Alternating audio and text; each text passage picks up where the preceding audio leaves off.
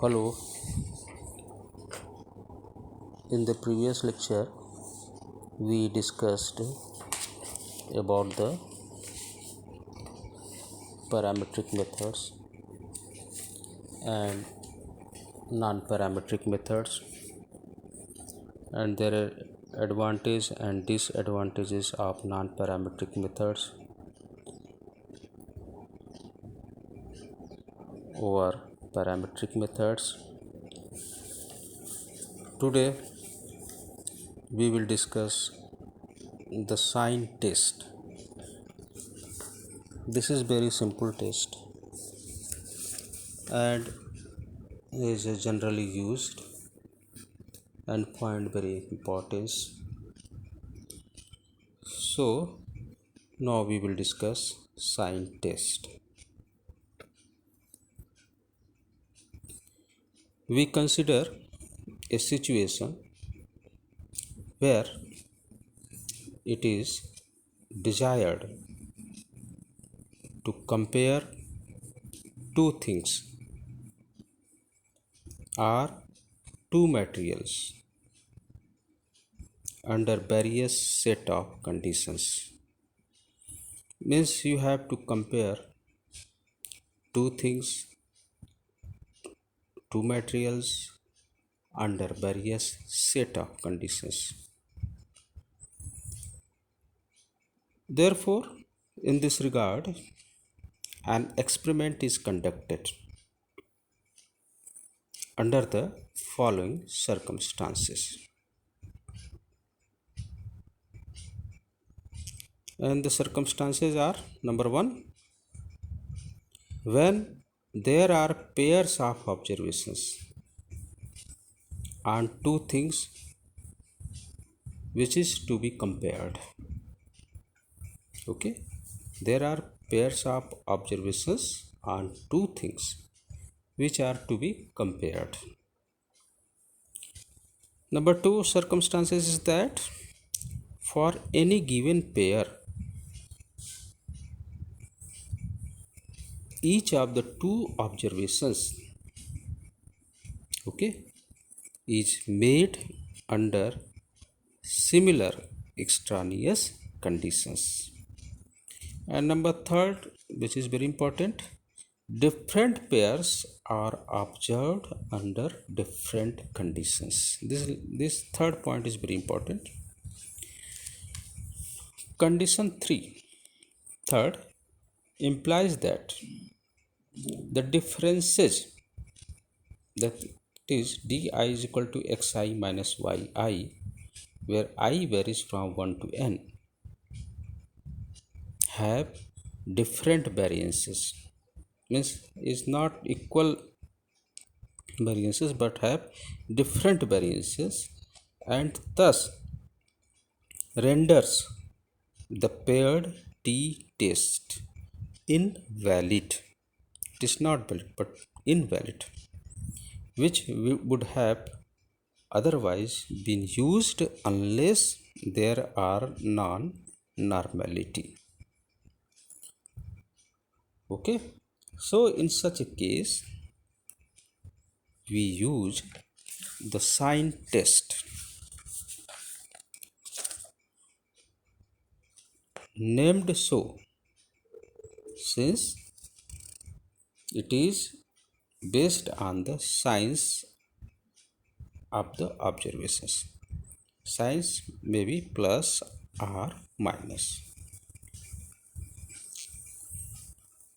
Okay, named so since it is based on the sign, whether it is plus or minus of the observations. Di is equal to xi minus yi. Here no assumptions are made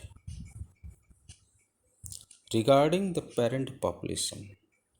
Means variable may follow any distribution and may not follow any distribution. There is no assumptions regarding the parent population.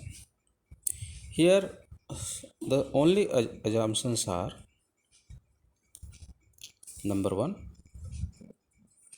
measurements are such that the deviations, that is di is equal to xi minus yi, can be expressed in terms of positive or negative signs. Okay, deviation may be expressed in terms of positive or negative signs. And second assumption is that variables have continuous distribution, means variable have continuous distribution, not discrete distributions. This is also very important assumptions. And third assumption is that di's are independent, means these differences are independent. Now different pair xi yi may be from different populations, and that different population may be, say, with respect to age, with respect to weight, with respect to education, etc. The only requirement is that within each pair there is a matching with respect to relevant extraneous factors. Now we will discuss its procedure. Procedure is also very simple. Okay, let xi yi, where I varies from 1 to n, be n paired sample observations which are drawn from the two population with probability density function f1 dot and f2 dot. Okay, now we want to test the null hypothesis.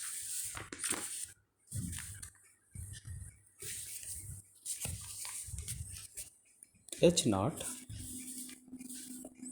that is f1 dot is equal to f2 dot. Okay, to test H naught we consider di equal to xi minus yi, where I varies from 1 to n, and when H naught is true, then xi and yi constitute a random sample of size 2 from the same population. Okay, and since the probability that the first of the two sample observations exceeds the second is same as the probability that the second exceeds the first, and since hypothetically the probability of a tie is 0, therefore H naught may be retested. Okay, when there is a tie, means probability is 0, then H naught may be retested as H naught, that is P, probability of x minus y greater than 0 is equal to 1 by 2, and probability of x minus y less than 0 is equal to 1 by 2. Okay, and let it be equation number 1. Now we define variable ui, and its value is equal to 1 and 0. Its value will be 1 if xi minus yi is greater than 0. In that case, value of variable will be 1, and value of variable will be 0 if xi minus yi is less than 0. Okay, this is very simple. Ui is a Bernoulli variate with probability xi minus yi greater than 0 is equal to 1 by 2, and since ui's, that is I is equal to 1 to n, are independent, Therefore u, this is equal to summation ui, and I is equal to 1 to n. This is the total number of positive deviations is a Bernoulli variate with parameters n and p, where p is equal to 1 by 2. Let the number of positive deviations be k. Then we may have probability u is less or equal to k, and this is equal to summation r is equal to 0 to k ncr p k power r q k power n minus r, where p and q is equal to 1 by 2 under h naught, and this is equal to 1 by 2 k power n summation r is equal to 1 to k ncr, and let it be equal to p dash, say, and let it be equation number 2. Means probability of u less or equal to k is equal to p dash. Now if p dash is less or equal to 0.05, means we reject h naught at 5% level of significance. Only if p dash is greater than 0.05, we accept h naught, and we conclude that the data do not provide any evidence against the null hypothesis. For example,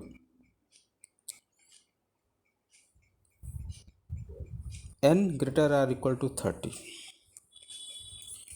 we may regard u to be asymptotically normal under h naught with probability, with not probability, expectation of u is equal to np. This is equal to n into 1 by 2, this is equal to n by 2, since p value is equal to 1 by 2, and variance of u is equal to npq, means variance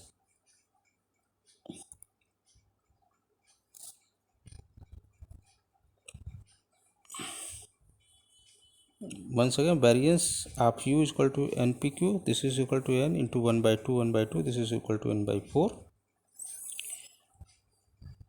Therefore z is equal u is equal to minus expectation of u upon variance of u, and this is equal to u minus n by 2 upon under root n by 4 is asymptotically normal. That means n, it follows normal distribution with mean 0 and variance 1, and let it be equation number 4. And we may use normal test. We may use normal test. Hence z is equal to u minus mu upon sigma follows normal 0 1 asymptotically, and let it be equation number 4. And now normal test may be used. Here the approximation is fairly good if both